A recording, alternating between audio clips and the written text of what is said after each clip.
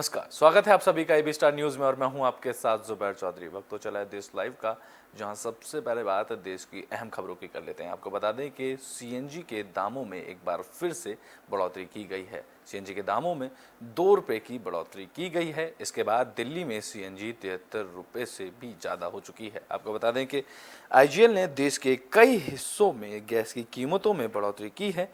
Indraprastha gas limited ने रविवार की सुबह दिल्ली एनसीआर में सीएनजी की कीमतों में 2 रुपये प्रति किलोग्राम की बढ़ोतरी की है। इसके अलावा आईजीएल ने कई शहरों में सीएनजी की कीमत को बढ़ा दिया है। आईजीएल ने रेवाड़ी, करनाल, कैथर, कानपुर, हमीरपुर और फतेहपुर में भी सीएनजी की कीमतों में बढ़ोतरी की है। आपको बता दें कि जब से घरेलू और अंतर्राष्ट्रीय गैसों की कीमतों का बढ़ना शुरू हुई है, तभी से शहर के गैस वितरक पिछले साल अक्टूबर से ही समय समय पर गैस की कीमतें बढ़ाते रहते हैं। इस नई बढ़ोतरी के साथ सीएनजी की कीमत अब दिल्ली में 73.61 रुपये प्रति किलोग्राम हो गई है। नोएडा की अगर बात करें तो नोएडा में सीएनजी अब 76.17 रुपये प्रति किलोग्राम और गुड़गांव में सीएनजी 81.94 रुपये प्रति किलोग्राम की हो गई है। आपको बता दें कि इस बीच आईजीएल ने देश के अन्य हिस्सों में भी गैस की कीमतों में इजाफा किया है। रेवाड़ी की अगर बात करें तो यहाँ सीएनजी 84.07 रुपये प्रति किलो बिक रही है। करनाल और कैथल में 82.27 रुपये प्रति किलो सीएनजी बढ़ा दी गई है। वहीं अगर कानपुर, हमीरपुर और फतेहपुर की बात करें तो यहाँ पर सीएनजी के दाम 85 से भी ऊपर पहुँच चुके हैं। सीएनजी के दाम यहाँ 85.40 प्रति किलो सीएनजी पर हो गए हैं। इन शहरों के अलावा अजमेर, पाली और राजसमंद में भी सीएनजी की कीमतों में बढ़ोतरी के बाद यहाँ सीएनजी की कीमत 83.88 हो गई है। आपको बता दें कि पेट्रोल डीजलों के दामों में राहत बरकरार है। तेल विपणन कंपनियों ने रविवार के लिए पेट्रोल और डीजल के ताज़ा रेट जारी कर दिए। इसके मुताबिक दोनों के दाम स्थिर हैं। इसमें पहले अंतिम बार पिछले महीने में 6 अप्रैल को पेट्रोल और डीजल के दामों में 80 पैसे प्रति लीटर की बढ़ोतरी की गई थी। इसके बाद 15 मई तक ईंधन की दाम स्थिर बने हुए हैं, लेकिन सीएनजी के दामों में कई जगह बढ़ोतरी की गई है। आपको बता दें कि सीएनजी के दामों में दिल्ली में 2 रुपये प्रति किलोग्राम से बढ़ोतरी की गई है और अन्य राज्यों और अन्य जगहों में भी आईजीएल ने सीएनजी के दामों में बढ़ोतरी की है। यह ऐसा इसलिए किया गया है कि जब से घरेलू और अंतर्राष्ट्रीय गैसों की कीमत बढ़ना शुरू हुई है, तब से ही शहर के गैस वितरक के पिछले साल अक्टूबर से ही लगातार समय समय पर सीएनजी गैस के दाम बढ़ा रहे हैं। इसमें नई बढ़ोतरी के साथ दिल्ली में अब सीएनजी 73.61 की हो गई है और नोएडा की अगर बात करें तो यहाँ सीएनजी 76.17 और गुरुग्राम की बात करें तो यहाँ सीएनजी 81.94 की 81 रुपये माफ़ कीजिएगा 81.94 की गुरुग्राम में अब सीएनजी बिकेगी।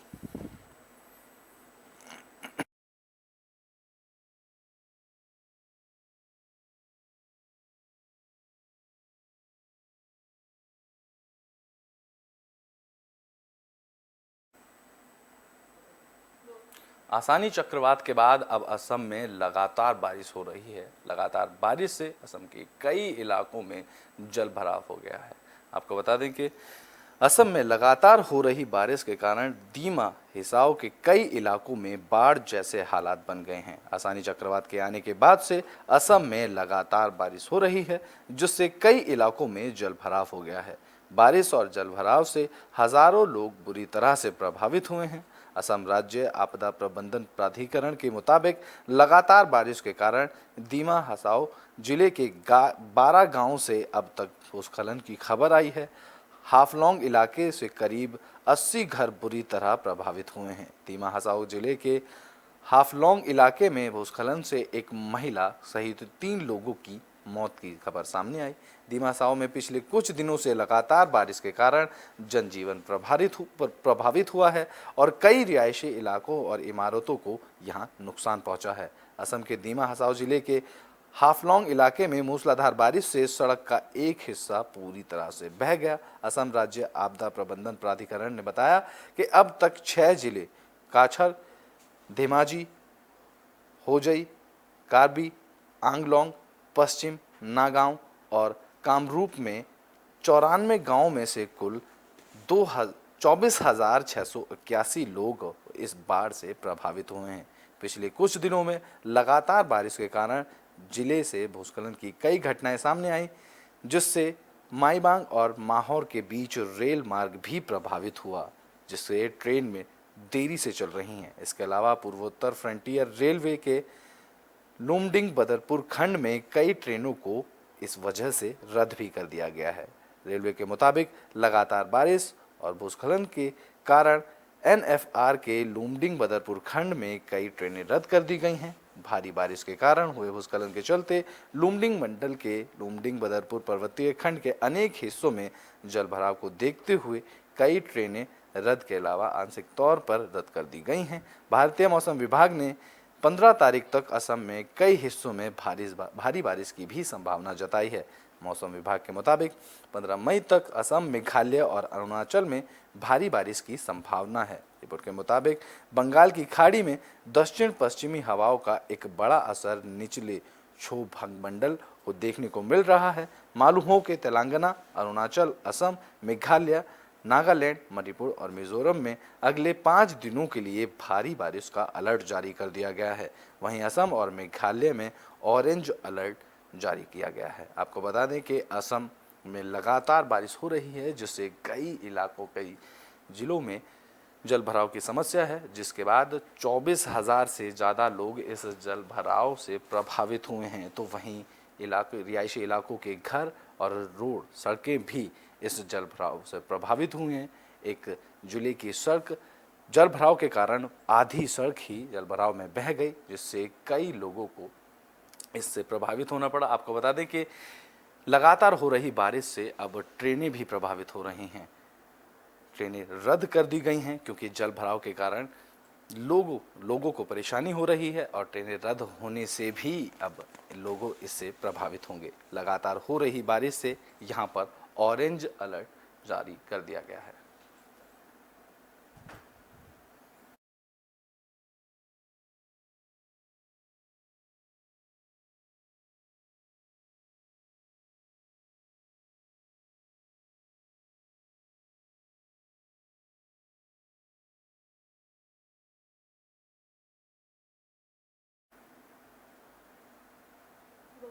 बुलेटिन में बात अब वेदर की कर लेते हैं। दरअसल दिल्ली से गुजरात तक भीषण गर्मी से लोगों को जूझना पड़ेगा। आपको बता दें कि आईएमडी ने भी अपने अलर्ट जारी किया है। देश में गर्मी का कहर अभी भी जारी है। पिछले कई दिनों से पारा 40 डिग्री के पार बना हुआ है। मौसम विभाग ने रविवार को कई शहरों के लिए हीट वेव की चेतावनी जारी की है। विभाग के अनुसार राजस्थान, दिल्ली, मध्य प्रदेश सहित कई शहरों में पारा 45 डिग्री के पार रहा है।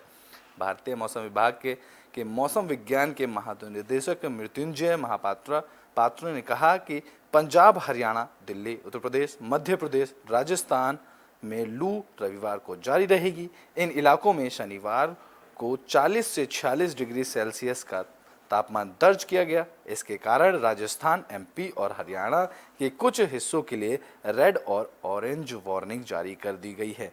उन्होंने बताया कि इन इलाकों में सोमवार को 16 मई से तापमान में गिरावट आएगी। महापात्र के मुताबिक 15 मई की रात को उत्तर पश्चिमी भारत में पश्चिमी विक्षोभ पैदा होगा। वहीं बात अगर दिल्ली की करें तो राजधानी दिल्ली में रविवार को भीषण गर्मी का लोगों को सहनी पड़ेगी। दिल्ली के ज़्यादातर हिस्सों में लू या भीषण लू की स्थिति बनी रहने की भी संभावना जताई गई है। मौसम विभाग ने ऑरेंज अलर्ट भी जारी कर दिया है। मौसम विभाग के मुताबिक सोमवार से मौसम में बदलाव देखने को मिल सकता है। धूल भरी आंधी आने की भी संभावना सोमवार को मौसम विभाग ने जताई है। इससे अधिकतम तापमान में 4 डिग्री तक की गिरावट आ सकती है।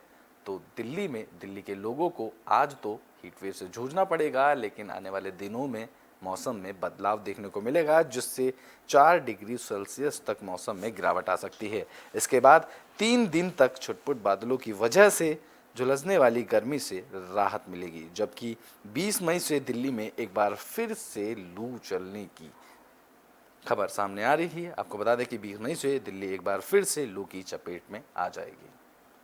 अगर बात राजस्थान की करें तो राजस्थान में आग बरसती गर्मी का प्रकोप अभी भी जारी है। भारतीय मौसम विभाग के अनुसार रविवार को मौसम साफ रहने और तेज धूप निकलने से तापमान 1 से 2 डिग्री की और बढ़ोतरी की तरफ करेगा।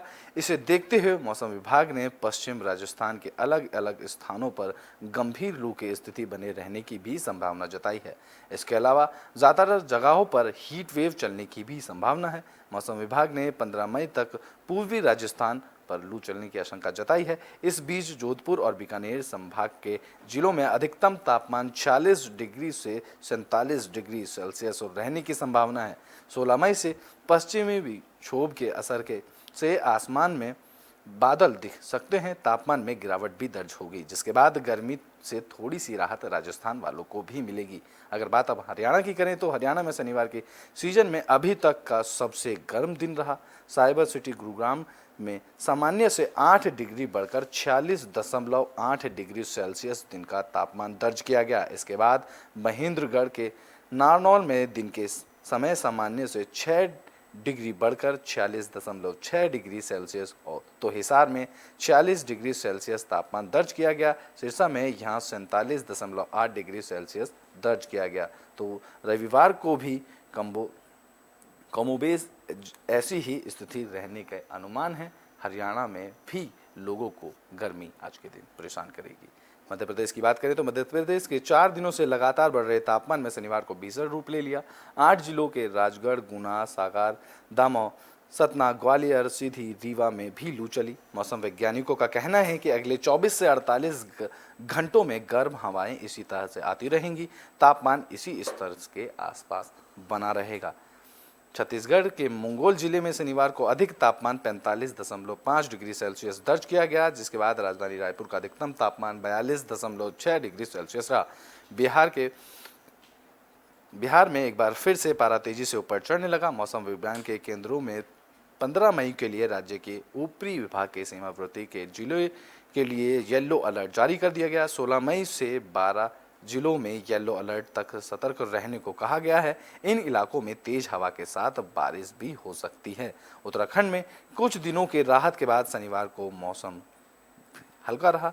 पिथौरागढ़ के मुनस्यारी में शाम को बारिश हुई। मैदानी इलाकों में भीषण गर्मी से लोग बेहाल रहे। पहाड़ों में भी चटक धूप से पसीना छूट रहा है। मौसम के बीच ज़्यादातर इलाकों में तापमान में इजाफा हुआ। मौसम विभाग के अनुसार रविवार को गर्मी से राहत उत्तराखंड में देखने को मिलेगी। अगले 2 दिन में प्रदेश में मौसम हल्का रहेगा, जिससे तापमान में वृद्धि हो सकती है। हालांकि ताज़ा पश्चिमी विक्षोभ के दस्तक देने के कारण 17 अप्रैल को प्रदेश में बारिश और ओलावृष्टि की संभावनाएं जताई गई हैं।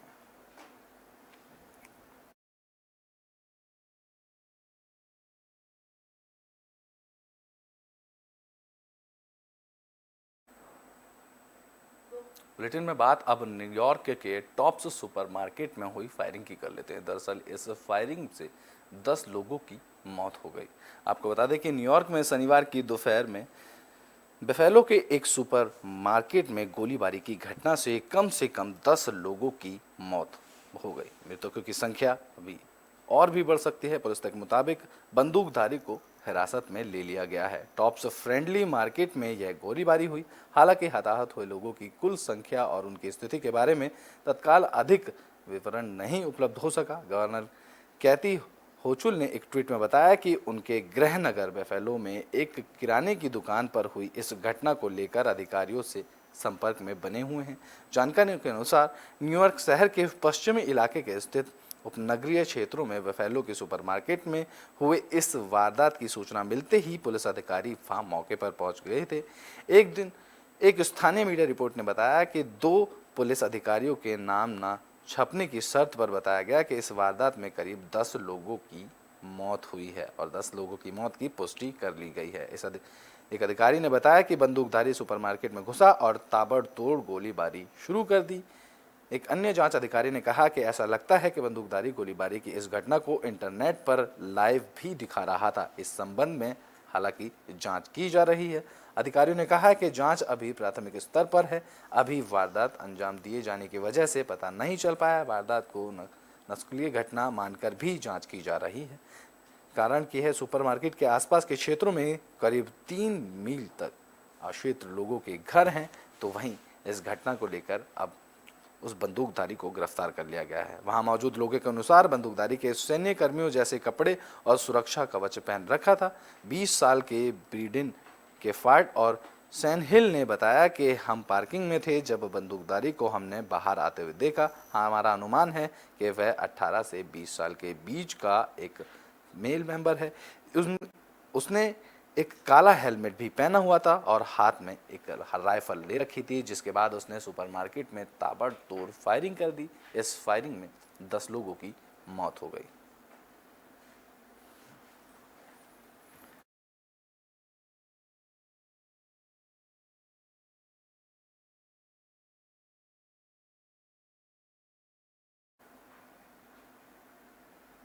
बुलेटिन के आखिरी में बात नॉर्थ कोरिया में कोरोना के प्रकोप की कर लेते हैं। दरअसल नॉर्थ कोरिया में कोरोना लगातार कहर बरपा रहा है। अब नॉर्थ कोरिया में कोरोना के 8 लाख से ज़्यादा मामले सामने आए हैं। आपको बता दें कि उत्तर कोरिया में कोरोना महामारी धीरे धीरे विकराल रूप लेती नजर आ रही है। बीते 3 दिनों में देश में इसकी वजह से 42 मरीजों की मौत हो चुकी है। बीते 24 घंटे के अंदर ही कोरोना से देश में 15 मौतें हुई। जानकारी के मुताबिक उत्तर कोरिया में कोरोना के करीब 3 लाख नए मामले सामने आए हैं। इसके बाद यहां पर कोरोना के कुल मामले अब 8.25 लाख तक पहुंच चुके हैं। आपको बता दें कि गुरुवार को ही उत्तर कोरिया में कोरोना महामारी की पहली लहर आने की घोषणा की गई थी।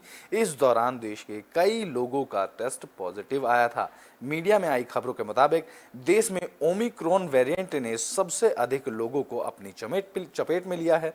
कहा गया है कि अप्रैल के अंत से ही देश में बुखार से कई लोग पीड़ित हो गए थे, जिसके बाद उनके टेस्ट पॉजिटिव आए। अब ये मामले 8 लाख से ऊपर जा चुके हैं।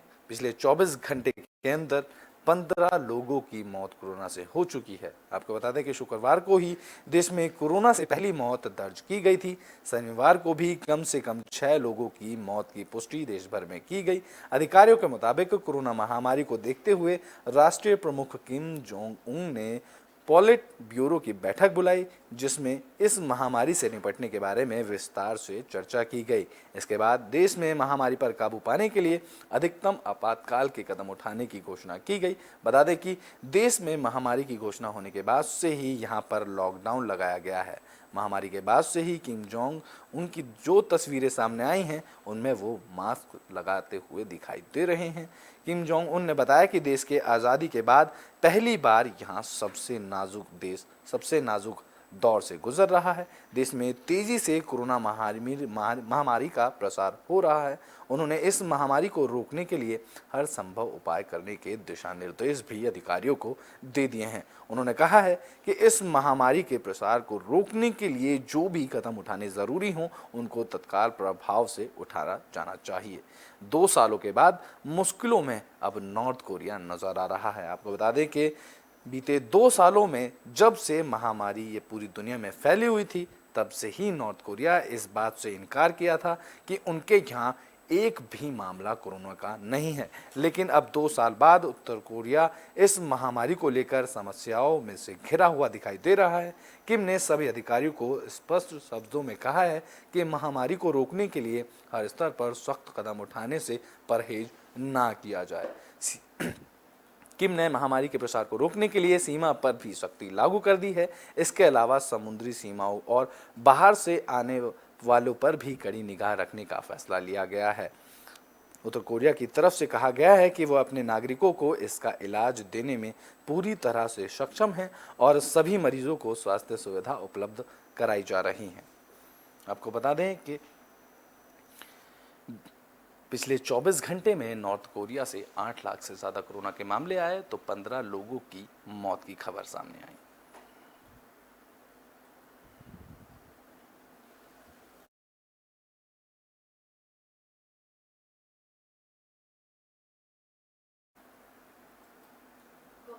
2 साल तक जो नॉर्थ कोरिया दावा कर रहा था कि कोरोना का एक भी मरीज उनके देश में नहीं है, जिन्होंने वैक्सीनेशन भी नहीं कराई, और उसके बावजूद अब कोरोना वहां पर कहर बरपा रहा है। आपको बता दें कि कोरोना से बीते दिन 14 लोगों की मौत हुई है और अब पूरे देश में कोरोना के मामले 8.25 लाख से भी ऊपर हो चुके हैं। किम जोंग ने सब कड़ी सख्ती निर्देश देते हुए लॉकडाउन पालन करने को लेकर लोगों को अपील की है, और तो वहीं अधिकारियों से इस सख्ती बरतने के निर्देश भी दिए हैं। आपको बता दें कि अब नॉर्थ कोरिया में कोरोना अपना पूरी तरह से प्रकोप मचा रहा है। देश लाइव में अभी के लिए बस इतना ही। देश और दुनिया की तमाम खबरों के लिए देखते रहें एबी स्टार न्यूज़।